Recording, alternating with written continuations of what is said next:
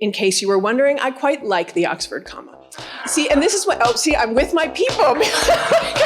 You say Oxford comma and I can get applause for that.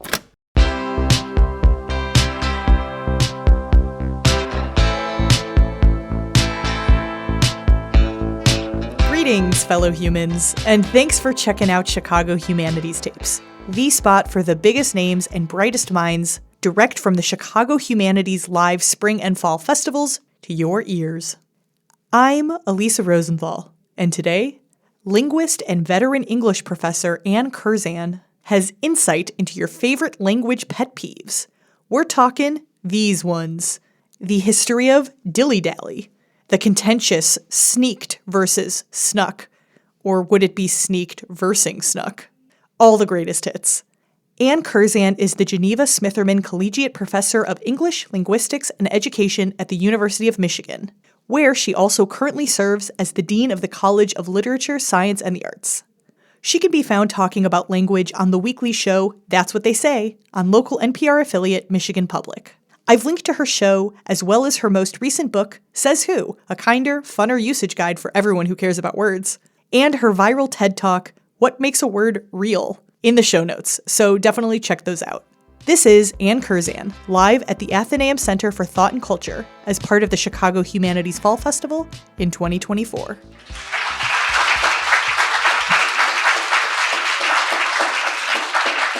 Thank you. And I want to thank everyone at the Chicago Humanities Festival for inviting me to be here. Of course, there is nothing more human than language, and I'm delighted to get to speak about that here today. I want to thank everyone on the team who's helped organize this visit and who supported me in being here, and the tech folks who've made all the technology work. So many, many thanks to everyone involved.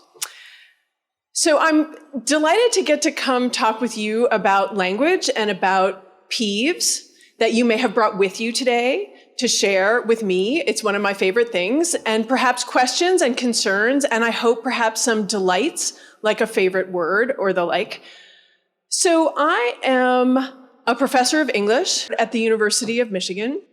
I'm a linguist by training, which I study the history of the English language, which means that I study how English got from Beowulf to texting. And if you have not heard Beowulf in a while, I'm just going to recite the first lines. What we gar dana in yer dagum theod kuninga thrum jufrunen hutha athelingest ellen fremeden. So there you go. That's Old English. It sounds very unfamiliar. I studied it in graduate school, so I would be able to read it. But if you see it on the page, it looks a little less unfamiliar. So the first word is what, which actually comes into modern English as what. And the second word is way, W-E, which of course we still have in the language. It's we. Had a vowel change in there. Other words have died. So the word Ellen is in there, which meant bravery, and that word just died. And we'll come back to texting. So I am a linguist. I study the history of the language. I am also an English professor. I ran the writing program for many years. And one of my jobs is to make sure that undergraduates at the University of Michigan control standard, formal, edited English. You will notice that I did not say correct English. I said standard, formal, edited English, and also give them the tools to ask questions about it, like says who. I have been a copy editor at various points in my career. I notice every single comma, whether I want to or not. In case you were wondering, I quite like the Oxford comma. I'm with my people. You say Oxford comma and I can get applause for that. I am the daughter of a very prescriptive mother. My mother cared deeply about language, and that took the form of correcting her children. And so she, at the grocery store, would point out the sign that said 10 items or less and make sure her daughters knew it should be 10 items or fewer.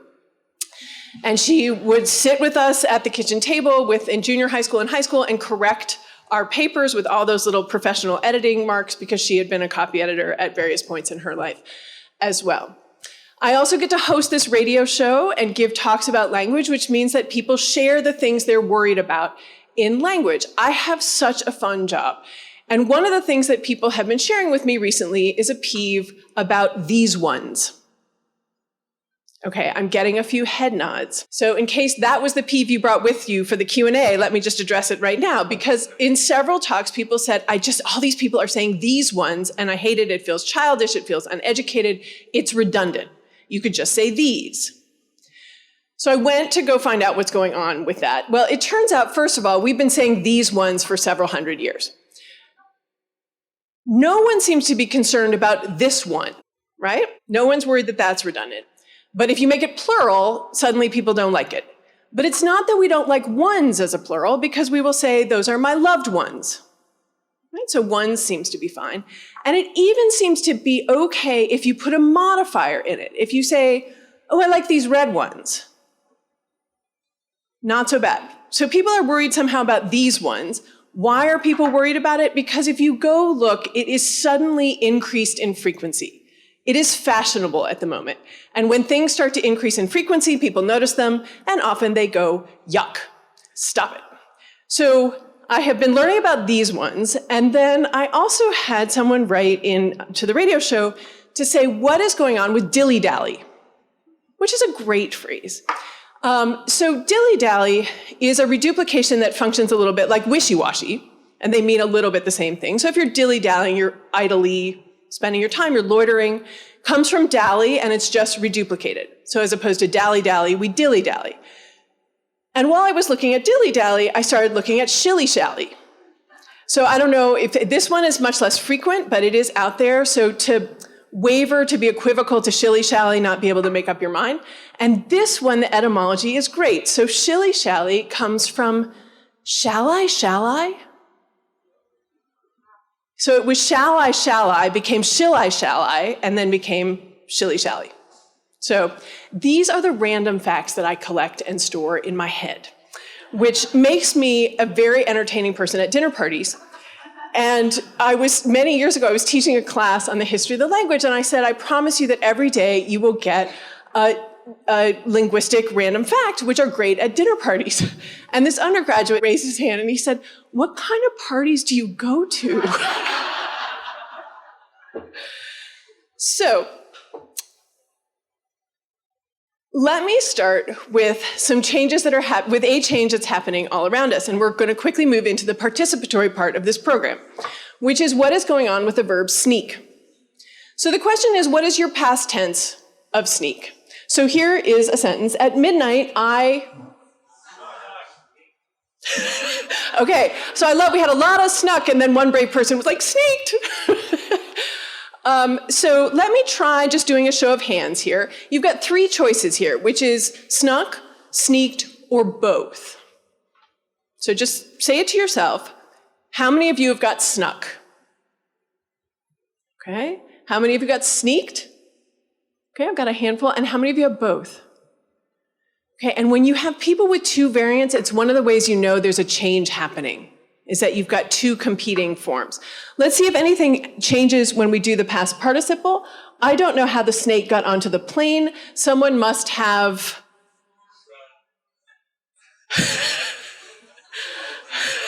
Now, and see, welcome to my life. Once you start, you're like, I don't know. How often do I talk about sneaking snakes onto planes? So once again, let's just do a show of hands. How many of you have got snuck here? Sneaked? Both? Okay, so I think we had more snuck than sneaked on that. Let me show you a fascinating clip. But there's a time when you snuck into the room to see what the... I sneaked into the room. Snuck isn't a word, Conan, and you went to Harvard and you should know that. Snuck, past and past part of sneak. There is so much happening in that clip that she stops mid-interview to say, snuck is not a word. Now, of course, it's a word. She knew exactly what it meant, so it's a word. You went to Harvard and you should know that. So there we've got the gatekeeping that goes on and shaming around language. But then what does Conan do? Well, he looks it up in quote unquote, the dictionary. Now, we have no idea what dictionary this is, when it was published, who edited it, but it looks like a dictionary. It looks very authoritative. And he's like, look, it's in there, therefore it is a word. And then you have to laugh evilly about it. But this is what I would call going Grammando on someone, and I'll come back to the word Grammando. But first, let me tell you what's going on with this verb. So this verb was a regular verb for most of its life in English. The past tense of sneak was sneaked. And many people, because they know I'm a historian of the language, will say, well, English must just be getting more regular over time. To which I say, it is getting more regular, except when it isn't. So in this case, we have taken a regular verb, and in North American English, and I will tell you, British speakers see this as a very North American form, we have made it an irregular verb. So you've got no snuck, and then starting in the mid to 20th century, we start to get snuck. And it has taken off, and now we've got more snuck than sneaked. Now, I do not know why we are doing more sneaking in general, right? I mean, there's just an uptick in sneaking. But, and if you want to waste a lot of time, go to the Google Books Ngram viewer, where you can search things and look at their frequency over time. In American English, British English, it's great fun. So in this case, we're witnessing a change in the language with snuck coming into American English. At this point, more common than sneaked. It is absolutely a word. This has happened with other verbs as well. The past tense of dig used to be digged. And there is some question as to what the past tense of dive is. I would guess for most of you it's dove, but for some of you, you've probably got some lingering dived. So that, again, these were regular verbs that became irregular over time. But I love that clip with Jennifer Garner and Conan O'Brien because you have her going Grammando on him. And this is one of my gifts in the book, and a gift to you, is this word Grammando. So it was introduced to me in 2012 in the New York Times Sunday magazine by Lizzie Skurnick. And in the column, that should be a word. And as soon as I saw it, I said, that should absolutely be a word, and I'm going to do everything in my power to make sure that it catches on. So it is in the book, and she defines it as one who constantly corrects others' linguistic mistakes. And we have the example, cowed by his Grammando wife, Arthur finally ceased saying irregardless. And I would guess there are some of you who have strong feelings about irregardless, who are clapping at its demise, although it is in most standard dictionaries. And I am aware it is redundant, but there are other redundant words as well. And one of the realizations I came to in writing the book, when I first started the book, I thought, I'm trying to help people who are Grammandos become wordies, and I'll come back to the word wordies. But what I came to realize is that we actually all have inner Grammandos in our head. They're there for all of us. And the question is, how loud are they? How much do we listen to them? What conversation do we have with our inner Grammandos? Then because I am from the University of Michigan, I had to share this example of someone going Grammando. So this was from a University of Michigan football game earlier this year against USC. And here you have on the board, Lincoln Riley, who is the coach of USC, thinks you're quiet. This was a way to try to rally the crowd so that they would get noisy. Now, I would guess because you are here, you can see the issue. So later in the game, now we spelled it right, Lincoln Riley still thinks you're quiet. Now, I haven't talked to anyone to know exactly what happened, but I would guess that a whole lot of people went Grammando on the team up there controlling the scoreboard, and they decided to correct it. Now, I am going to say, if you're controlling the scoreboard, you should get the apostrophe in the standard place. I am also going to say that apostrophes are really confusing. And we should, I think if most of us, if not all of us are honest, we have screwed up our its and our its with an apostrophe and without when you're typing fast because there's a good reason it's confusing. People will sometimes make judgments that someone is uneducated because they cannot get their apostrophe in the right place, and I would ask you to be really careful about that. I would guess that many of the smartest people you know, most educated people you know, are bad spellers or bad proofreaders or both. One of the most brilliant people I know at the University of Michigan cannot proofread. She is brilliant, and her brain just does not work that way. And so now I can't help it. I just proofread, which means I'm clearly losing other substantive things because my brain is focused on the apostrophe. So we have this idea of a Grammando, and what I like about Grammando is it gets us away from grammar police and grammar Nazi. I have never liked the phrase grammar Nazi. I feel like if we're going to talk about Nazis, we talk about Nazis. Now we have Grammando, and once you have Grammando, you can talk about going Grammando on someone, and I think that is an excellent phrase. So then we have wordie. So this is a relatively new word. It was included in Merriam-Webster in 2018, and it's like a foodie except for words. So someone who loves words. And I ran into one of you before the talk who said, I'm pretty sure I'm a wordie. And I would guess all of you are wordies. You're here on a beautiful Saturday afternoon to think and talk about language. And I actually think that almost all humans are wordies. Humans enjoy language. We're curious about it.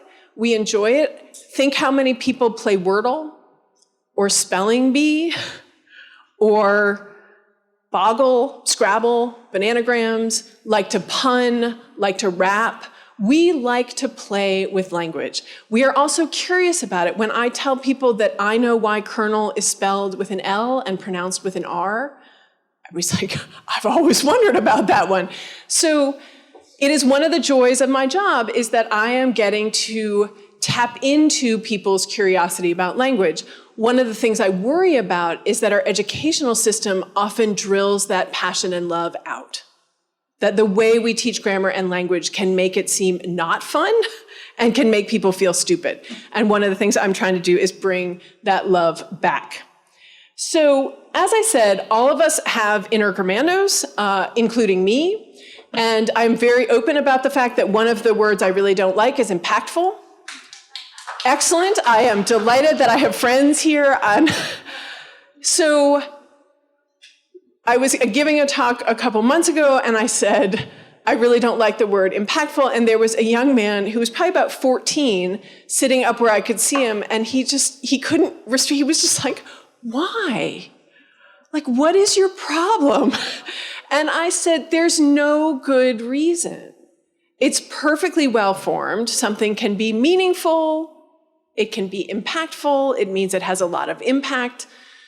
I think it is probably stronger than saying something is significant. It has a slightly different meaning to say it is impactful. Why doesn't Anne Curzan like it? Because it is new within her lifetime. Right? So I'm not going to tell you exactly how old I am, but from this chart that starting, if we go back here to 1960, impactful, not a thing. If we come up here into the 21st century, impactful has taken off. It's very fashionable. There's nothing wrong with it. It is very helpful. I have opted out. So, and we all have the right to opt out. You don't even have to give a reason. But I don't have good reason to cross it out in other people's writing because there's nothing wrong with it. And in fact, I can feel myself getting over it. Within the next year, I will be using impactful. I can feel it. I will sometimes say things like, that change is going to be and I realize I've walked right up to it, and then I will just make a left turn and say significant or something like that. But I'm about to say impactful, it's going to happen. So I have it too. I hear things. I think, does the language really have to change that way? But I have a conversation with my inner Grammando about how well-formed that opinion is and whether it should come out of my head. So I think I've gotten here in part because as a historian of the language, I study how the language changes over time, and I also study people's attitudes about that change. And what you see is that people have been concerned about change in language as long as there has been language. And when you look back at the things they were concerned about, they look ridiculous. So let me show you what I mean. Richard Grant White is one of my favorites. He was a grammarian in the 19th century who was very cranky about many, many things. And so I'm going to share just a couple of them. So here he has concerns about the verb leave. This verb is very commonly ill-used by being left without an object. Thus, Jones left this morning. I shall leave this evening. Left what? Shall leave what? Not the morning or the evening, but home, town, or country. When this verb is used, the mention of the place referred to is absolutely necessary.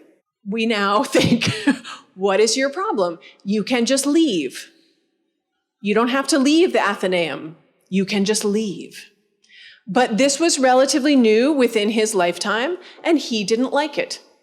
So he decided to write about it. Here we have Thomas de Quincey in 1851. The word sympathy, at present so general, by which instead of taking it in its proper sense as the act of reproducing in our minds the feelings of another, whether for hatred, indignation, love, pity, or approbation, it is made a mere synonym of the word pity. And hence, instead of saying sympathy with another, many writers adopt the monstrous barbarism of sympathy for another. Okay, we now can have sympathy for people. It is very, very common. There are lots of concerns about prepositions because prepositions shift. Prepositions are highly idiomatic in English. For people who are learning English as a second or third language, prepositions are often extremely hard because we have a lot of them and they are highly idiomatic. There are some other changes happening with prepositions that I hear about. One of them is about on accident. Okay, I'm getting some head nods. If you know young people, you are probably hearing some of the young people in your life say, oh, I did it on accident. Okay, I'm good. Thank you for the affirmation that you are hearing this. I am a by accident speaker. I would guess many in this room are by accident speakers. We are going to lose. Let's just be clear. If we look at the demographics, on average, by accident speakers are older than on accident speakers, and they are going to outlive us. This is how language change happens. What I find interesting when I'm working with undergraduates is that many, many of them have never noticed this until I point it out. When I say, do you say by accident or on accident? They sit there and they think, and oh, I think I'd say on accident. Some of them have both, but they've never noticed it. You notice it if you've noticed it because it's a change for you. It's going to happen. Why? Who knows? Prepositions just change. It could be because you have on purpose. So there you have a nice parallel if it's on purpose. You could either decide to say by purpose, and then we could have parallelism by purpose and by accident, or you could have on purpose and on accident. So that is changing. There is another change that several colleagues at Michigan have written to me about, which is about based on versus based off. Okay, and people are like, really? Either you're saying, yes, I hate that, or seriously, someone's worried about that? The people who are worried about it are very worried about it and write to me about it. Based off is definitely happening. Historically, it's been based on. There are people who say it makes no sense to say based off, but I would argue you could make as much sense out of based off as you can on based on. So if you have a base, you build on the base. But if you also have a base, you could jump off the base like a springboard as a jumping off point, and it is based off. Now, there are people like, okay, I'll get on board with based off, but could we not say based off of? I don't like the double preposition. Fair enough, it's a little redundant, but that is also happening. So we get change in prepositions. Here is a change in pronunciation. So we have Samuel Rogers, 1855. The now fashionable pronunciation of several words is to me at least very offensive. Contemplate is bad enough, but balcony makes me sick. So this word was borrowed into English. They were both borrowed. Balcony came in from Italian. The stress was on the second syllable, balcony. And English as a Germanic language tends to like stress on the first syllable. Brought it up to the first syllable, we get balcony. Unremarkable to us now. But there are many shifts in pronunciation happening all around us. We could think about whether you have a T in often. So I would guess we probably have a mixed bag here. Historically, well, so often is interesting. If you go back several hundred years, it had a T. As did soften and hasten. They all had T's. And then that medial T got lost, so that none of them had T's. And then in the highly literate world in which we live, we are reintroducing the T in often. So you will now hear a lot of often, particularly in more formal settings. When I ask undergraduates, a lot of them say I have both. And when I'm bumping it up a little bit, I will say often. because it feels more formal to have the T in it, even though for several hundred years it didn't have the T. I will give you another example from the book. This one is a really powerful pronunciation example of variation we have in the language. I'm going to start with the little, what is Shift 8 on a keyboard, that little star, which there are many ways to say it. The way it is spelled is asterisk. That is not the way I say that word. I would like you to just say that word to yourself. Okay, I'm hearing some murmurings. I think I'm here. So I am an asterisk speaker. My K and S have swapped. So I say asterisk unless I slow down. There are people who say asterisk. There are people who say asterisk.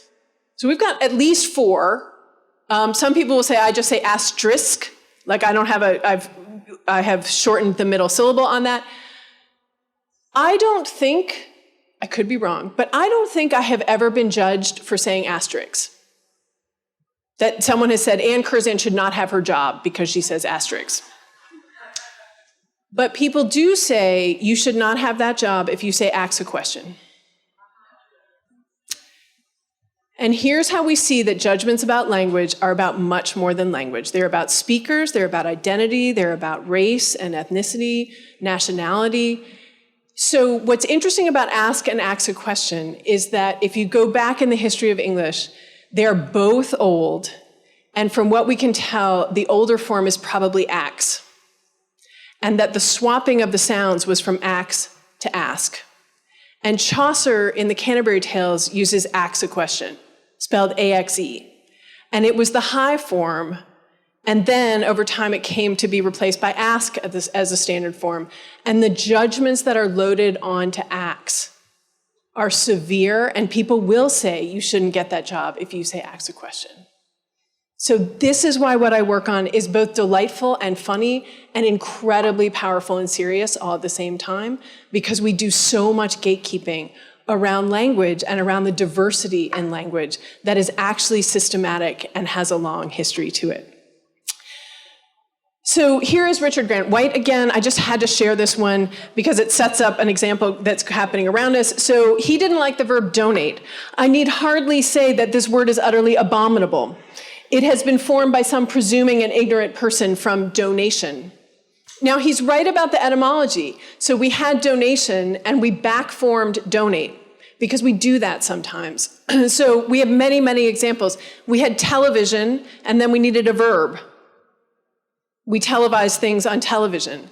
We had editor, and then we had to describe what editors do. So they edit things.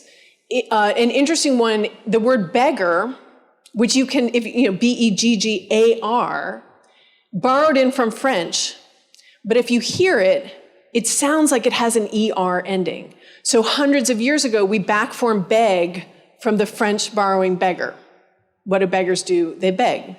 What do lazy people do? They laze around. So here is a back formation that is going on around us that was brought to my attention by parents who came to me and said, what is going on with the verb verse? And then they said, Anne, make it stop, which I was, I cannot. And of course, my reaction was, that's totally fascinating. So is Venus Williams versing Serena Williams today? Again, if you hang out with young people, this is happening. So this afternoon, the University of Michigan is versing the University of Oregon in football. I'm concerned. Oregon is very good. What I think has happened here is that we've got a back formation from V-E-R-S-U-S coming in from the Latin. If you think about kids who are hearing on the radio or television, Sunday, the thunder versus the heat, Serena Williams versus Venus Williams. It sounds like V-E-R-S-E-S. It sounds like the thunder plays the heat. Serena plays Venus. And if you interpret it that way as a third person singular S, then you've got a verb there, and the verb is verse. And verse means play against. And so now, verse means play against. And if you would like to stop it, you can't. It's happening. And I don't see why we would, because actually, it's a great verb. Otherwise, you have to say play against. You get to save 2 syllables here. and say verse rather than play against. So I would just get on board with this one. So let me share 3 more. I'm going to do one historical one and then 2 more recent peeves. So this one is hard for us to believe here in the 21st century, but in the 19th century, people were very concerned about the passive progressive. And if you've never had to think about the passive progressive, you do use the passive progressive all the time for things that are being done progressively and passively. So what are we talking about? We're talking about a construction like the bridge is being built. And here we have David Booth. For some time past, the bridge is being built, the tunnel is being excavated, and other expressions of a like kind have pained the eye and stunned the ear. This is all over 19th century grammar books. People hated the passive progressive when it came in. You're thinking, well, how would you express that if you did not have the passive progressive? You would say the house is building, which makes no sense to us now. But I would guess that I have some Jane Austen readers in the room. And in the book, it says who, I share an example. Jane Austen did not have the passive progressive.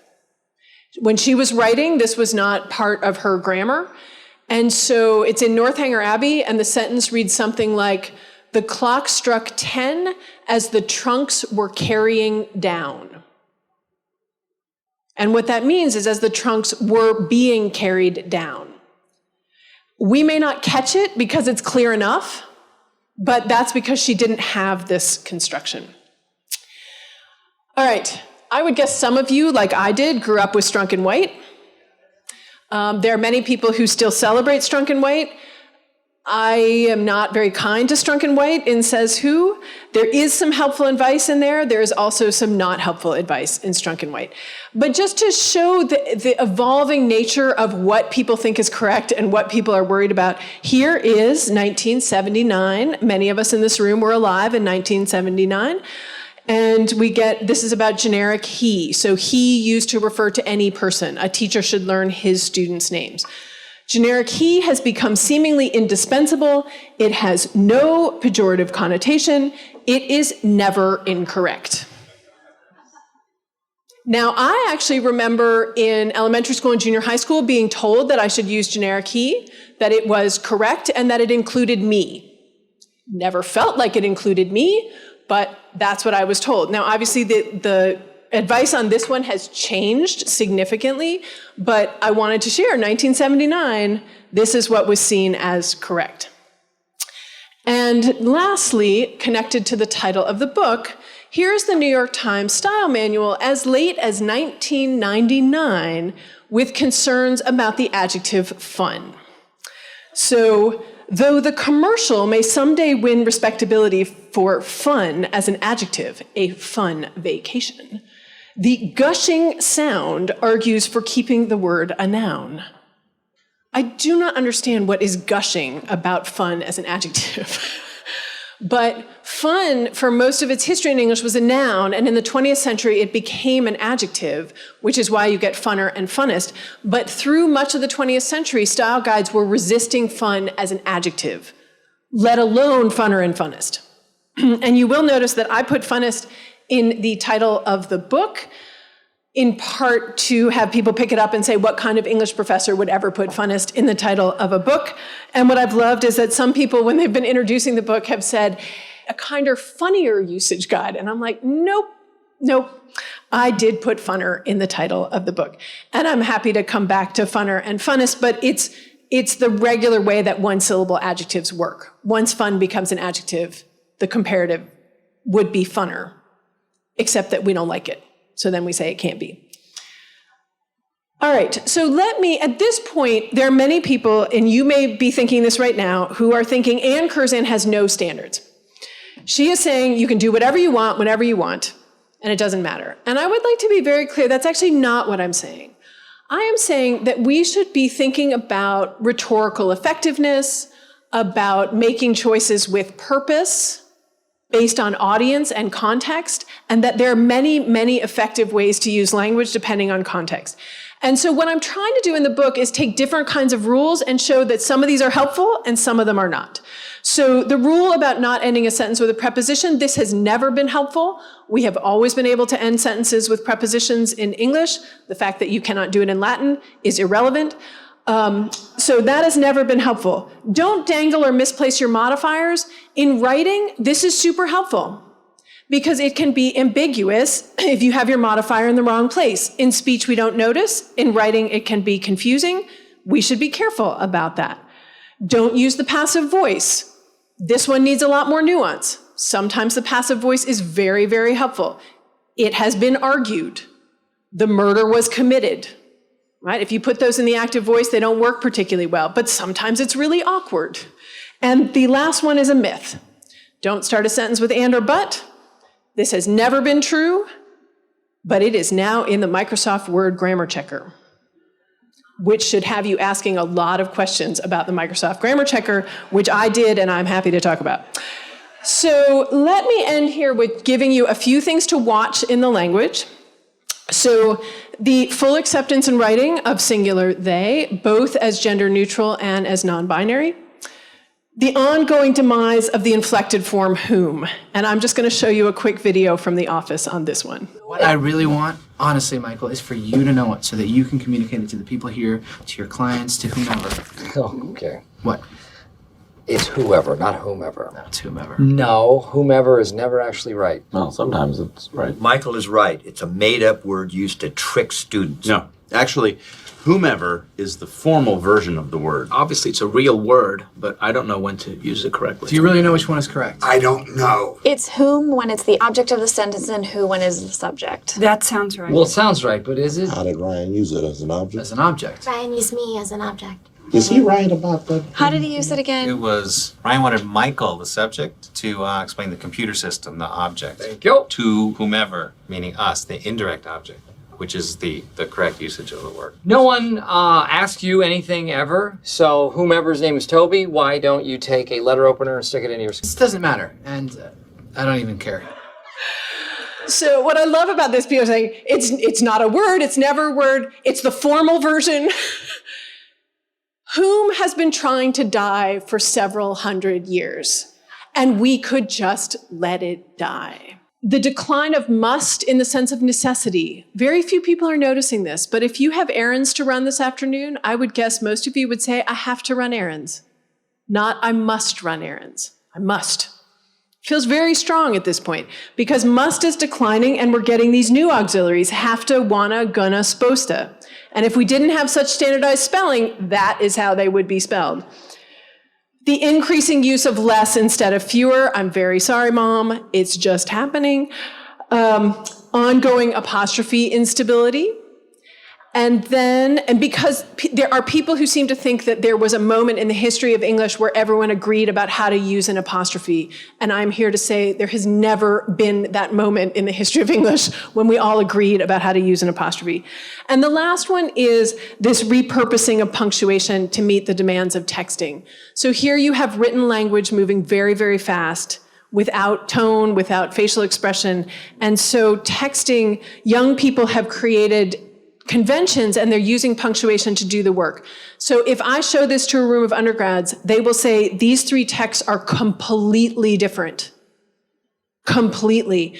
The one on the left over here, that is neutral. The okay with a period, that is serious, potentially angry. Okay, that is skeptical, I'm waiting for more information. They have repurposed punctuation to do the work. So the 4 key messages from the book: all living languages change because humans. Diversity in language is part of the diversity of us, and it should be celebrated as part of the diversity of us. Correctness in language, as I hope I've shown you with some of these examples, is not a stable concept, and we can care deeply about language and be kind to each other. And what I hope we can be is more curious and seeking more information. And I'll leave you with this analogy from the book, which is I hope that we can become language birders. That birders or bird watchers, when they see a new bird, they're curious. How does it fly? How does it sing? Where does it live? What's going on with it? They don't say, kill it. And yet, when we hear something new in language, we're often like, kill that thing, as opposed to what's going on over there. I could be curious about it. And so I'm hoping to spark that kind of curiosity because our language is ever changing and it's actually fascinating. So now I would love to hear your questions and concerns. Hi, thanks so much for your great talk. I come from a family where irregardless was literally a fight in the household, and my letters home from camp came back edited with spelling correction. So I have a sort of more philosophical question. There are languages that are more or less poetic. English is not fundamentally a very poetic language.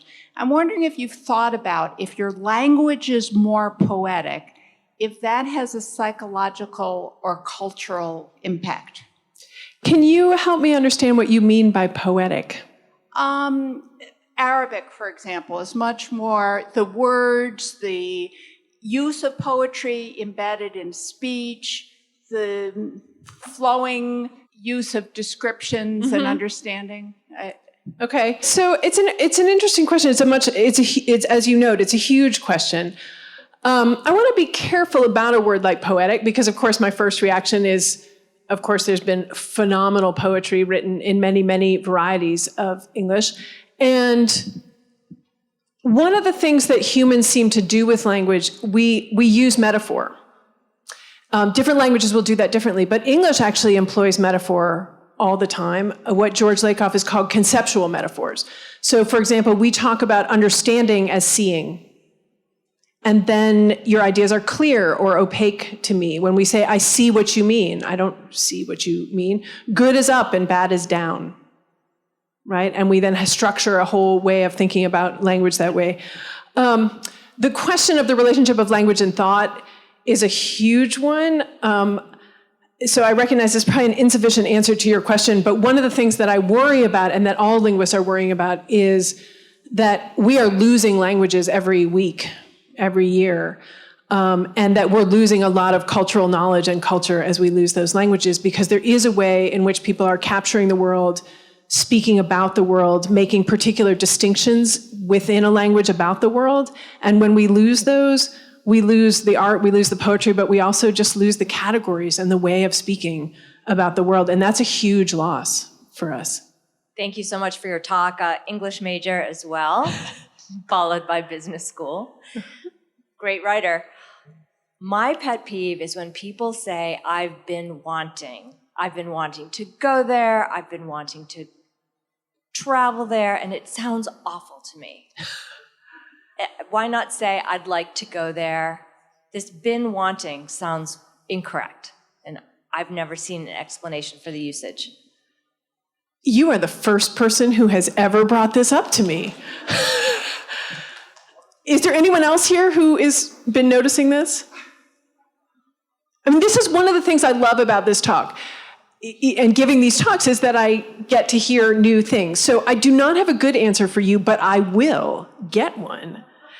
And it will probably show up on the radio show. That's what they say. So I've been wanting. So you don't like the perfect tense there of why have you put it in the... I mean, people are saying I've been wanting this for a while, right? Because the perfect starts in the past and comes up to the present. I mean, I think that that's what people are trying to express. I'm totally working this out in my head right now. I'd like to suggest only right now. I've been wanting to suggest a long time desire. It started in the past and it's continuing to the present. Now, what I'm going to look at, because I don't know, is that construction increasing right now? Because that might be why you're noticing it, is that it is fashionable at the moment. So that's what I want to find out, is what's going on with that.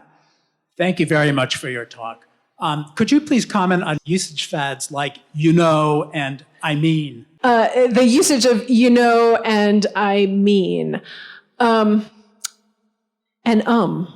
These are what linguists would call discourse markers. They actually do work in conversation. There's a whole subfield where people study these. It's called pragmatics. Something like you know is a way to bring in your audience. You're trying to invite people in.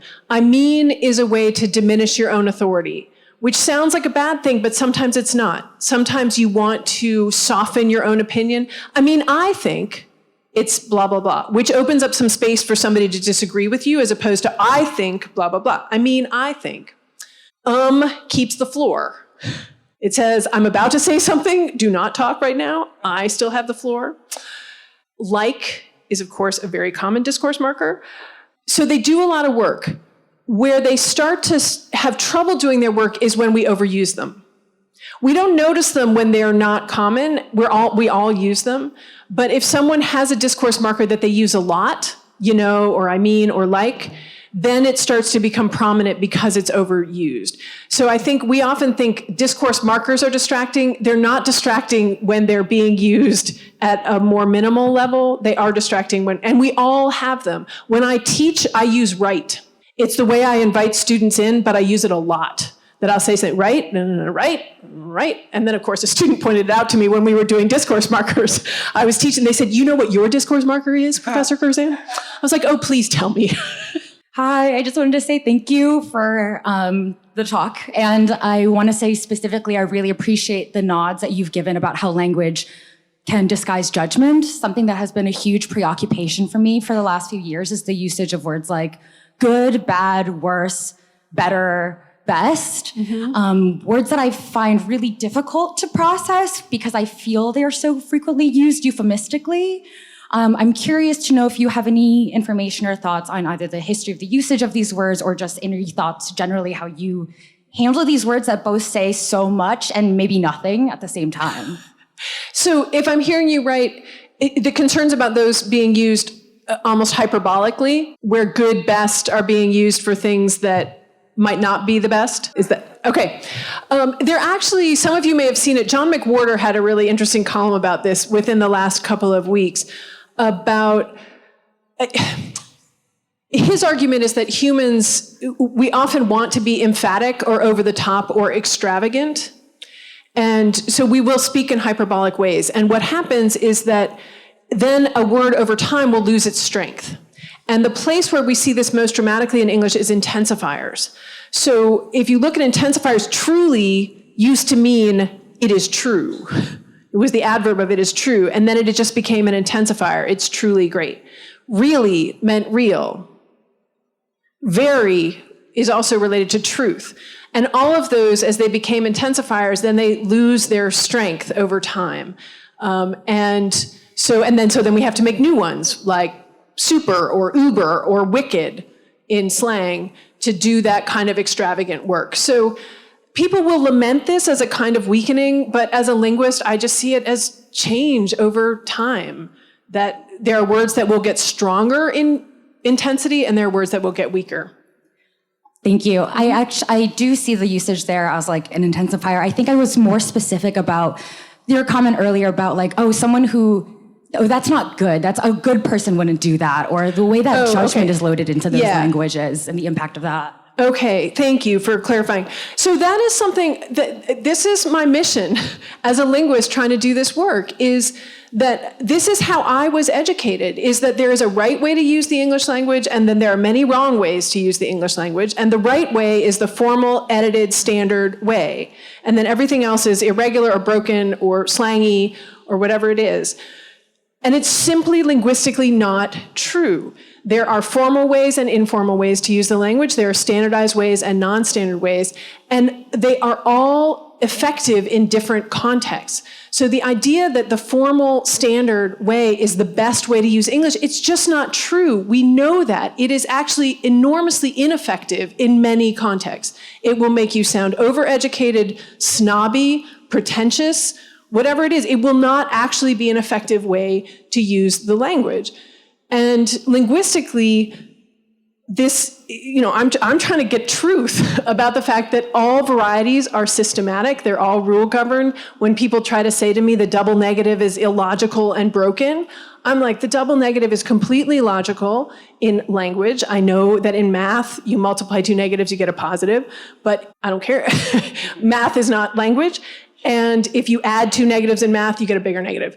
So, and if you look historically, most varieties of English had double negative, and then the standardized variety moved to single negation, and many world varieties still use double negation. But the judgments on it are really strong. So you're getting at the reason I wrote this book, is that it is so that we can have more informed conversations about language. And if we do that, we actually can, A, have more fun because language is fascinating and we can learn about it and the diversity of it and how it changes. And we can be kinder to each other and embrace all of that diversity and change. Have you come across out there as a phrase? I noticed it in a presentation by a CEO, an investment presentation recently, where he used it at least 50 times in 30 minutes. It's like a verbal tick. Out there. Can you tell meaning? Almost no meaning to it. And this was in a business context. Yeah, he just threw it in. You know, this is what's happening out there. Again, I'm going to look at that one too in terms of, so business jargon tends to get a lot of criticism. And I've done a couple of podcasts about this. There's a lot of new jargon that comes through the business world, I think, because people want new language. There's a premium on that in a lot of business contexts. I think a lot of people like to harsh on business if they're worried that it has an outsized influence on us generally in the culture. But what's also fascinating about business jargon, so I'm going to have to look it out there, but some things that used to be seen as jargony, so the verb finalize in the 1960s was seen as very jargony. Now nobody cares about it. Now incentivize feels jargony or problematize. IZE verbs, when they come in, people don't like them. So Ben Franklin hated the verb colonize. And I will end with an example of me going Grammando on a bit of business slang.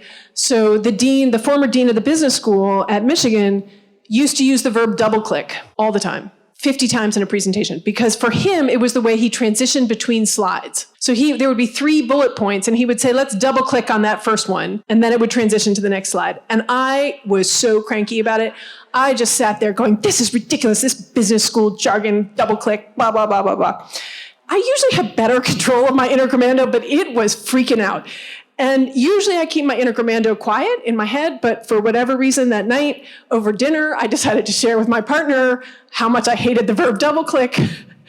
And by the time I got done, he just looks at me and he says, I actually think it's quite clever. And of course he's right. It's kind of poetic. As a way for all of us who can remember double clicking on icons is the way you got more information, more access. I've opted out, but my inner Grammando has calmed down about this particular thing. Thank you all for being here and spending part of a Saturday afternoon with me. For more information on Anne Curzan, including the link to her book, Says Who, A Kinder, Funner Usage Guide for Everyone Who Cares About Words, head to the show notes or chicagohumanities.org. Chicago Humanities Tapes is produced and hosted by me, Elisa Rosenthal, with help from the staff at Chicago Humanities who are producing the live events and making sure they sound fantastic. Thanks for joining us for a wonderful year in fascinating speakers and sparkling audio. The best way to support our programming is to leave a rating and a review, hit subscribe to be notified about new episodes, and check out our backlog for a gem you might have missed. And we want to know what you think. You can shape the future of the podcast by taking the short listener survey in the show notes. It helps us out a lot. The podcast is taking a short break, but we'll be back in 2025 with some really great new programs and some wonderful stuff from our 30-plus year archive. Hey, thanks for listening. And as always, stay human.